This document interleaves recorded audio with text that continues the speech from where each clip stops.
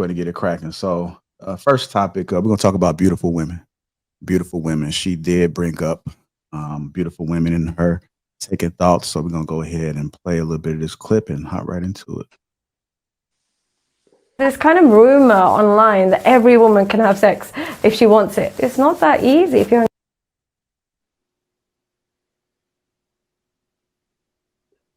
than an unattractive man, because if he really wants to pleasure himself, he can do that himself. So, yeah. I've heard you say one of the most interesting things I've heard, I think, ever on this topic, is that particularly attractive women are almost a different species than your average woman. They go through life with a completely different experience, and it's not all negative. I'm not saying it in a negative way. A lot of it, there's a lot of perks to it, but the main kind of ramification of being beautiful is you're a commodity or you're a threat. One or the other. You polarize people. People are never neutral to a beautiful woman. You can never just see a beautiful woman and she just walks past you and you're neutral. You can do that with average women, neutral. And then she has to earn your either respect or disrespect. She has to do something to cause that reaction in you. As a beautiful woman, you can do absolutely nothing, and you can incite intense hatred in either men and women, mainly women, but even men. They might see a really beautiful woman and intensely start to criticize her, so that they almost kind of skip the rejection part. Unconsciously, they're rejecting her before she can reject them. So they might say things like, "Oh, she wears so much makeup. This is or oh, I bet that she's had so much." It's their way of unconsciously kind of diminishing her before she has the chance to do that to them, or they'll be hyper positive about her. So there might be men who really put her on a pedestal. There might be women who want to be just like her, and either or is just not a fair place to be in. So the beautiful women either over-identify with being beautiful, make that their entire personality and go down that career, or they get really, if they're trying not to make that their career, not make that identity, they suffer in the form of vacuous relationships and a lot of negativity from same sex. All right, let's go ahead and talk about this beautiful women. I'm going to go to you first, Mr. Lego. You agree with it? What are your thoughts about it, sir? Yeah, it's a big stigma on beautiful women. Like, white people used to say, dumb blondes, right? So the more beautiful women are perceived to be dumber than other women due to the assumption that they didn't really have to spend a lot of time learning skills or learning really anything, because they've had virtually everything handed to them. Whether it's the truth or not, I don't know. I'm not a woman, but that's what I've always heard. And to a certain degree, as young women, they usually get exposed to, this is something that I do understand a little bit more. When in high school, they're usually dating men that are older, so you're in a 12th grade or you're in 10th grade, you're probably dating somebody that's already out of school, somebody who already has a car.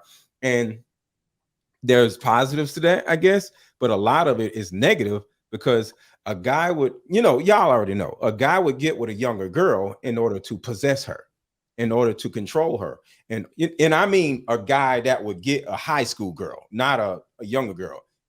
We talked about this before. Guys who will go to the little high schools and get the high school girl, those women usually get abused more, treated like crap more, because of her, I don't know, but because of her youth or whatever. But altogether, I would say what she said is true.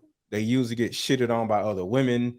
So yeah, I agree with what you're saying, but I'm not a woman, so I can't really, disagree. All right, let me get a woman in there. Go ahead, Pink Pineapple. I don't know, because pretty privilege is something that a lot of people speak to, and I do think it can counter and be a bad thing too. I think it just depends on certain circumstances and situations. Oftentimes, people say, "Oh, she's intimidating." Oh, there's no way she would talk to me. Like she said, they kind of underplay themselves before they even have an opportunity to be able to know someone based on what they look like. Oh, she gets all the, you know what I mean? Like, oh, she got it, she's good. So I think it eliminates a lot of chance for opportunities when it comes to possibilities of dating, and then it also broadens the spectrum for, you know what I mean, a lot of beautiful women to have access to other opportunities in business and other things that people who don't look the same might not have the same access to. And I think people don't even tap into the whole being pretty and owning a business, or being pretty and business.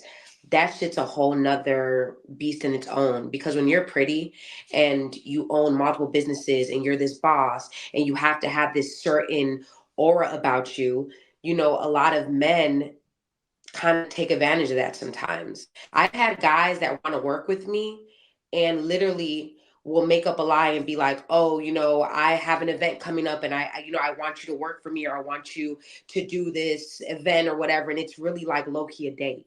So it's like, it's really hard, you know what I'm saying, in dating, but I feel like it's even harder sometimes when you're trying to build a business and be like this boss woman and try to be assertive, and you know, and these men are just like drooling.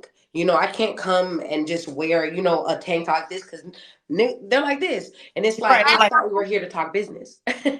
You know what I mean? So it's a little bit hard. I feel like well, that's what I've gathered for myself in business, where it's like, I'm not trying to say I'm like beautiful or anything like that, but I mean, you know what I'm saying? If I did say that, you know, it's just, it's definitely hard, especially when it comes to men. For some reason, men, and then being and talking to them a certain way, or, you know, being the boss, and being pretty or having an ass or a body and walking into the room with that said body, it's very intimidating to a lot of people. A lot. Okay. Go ahead, Mr. Marcus White. Yeah, I agree with her. I think that if pretty privilege exists, then what would be ugly non-privilege would also exist, because life exists on the spectrum, right? So if you get benefits for something, you always gonna get negatives on the opposite end. And I think that benefits that women get can be, you know, I know Zach Casanova was mentioning issues with business, and that could be a real big problem, right? But it also opens doors for you. It gets you into places that the average person might not be able to get into. And being able to just move fluidly through different spaces allows you really the opportunity to network. And you know, usually it's your network is your net worth, so you have the ability to network with a higher net worth crowd. When it comes to dating relationships, I think she was spot on, because I've seen a lot of men who believe that women are too beautiful to talk to. Like, no, she might have attitude, she might feel this way. And normally those women don't get approached the most, so it's easier to talk to them, or they the hardest in the world to talk to. It's like it's either one extreme or the other. They either like overcompensating for people assuming that they extremely beautiful and will have this messed up personality, or they just have one of the best personalities you're gonna find, because they're overcompensating for people assuming that they'll be away. So it's rare that it's just in the middle. Yeah. So I agree with her.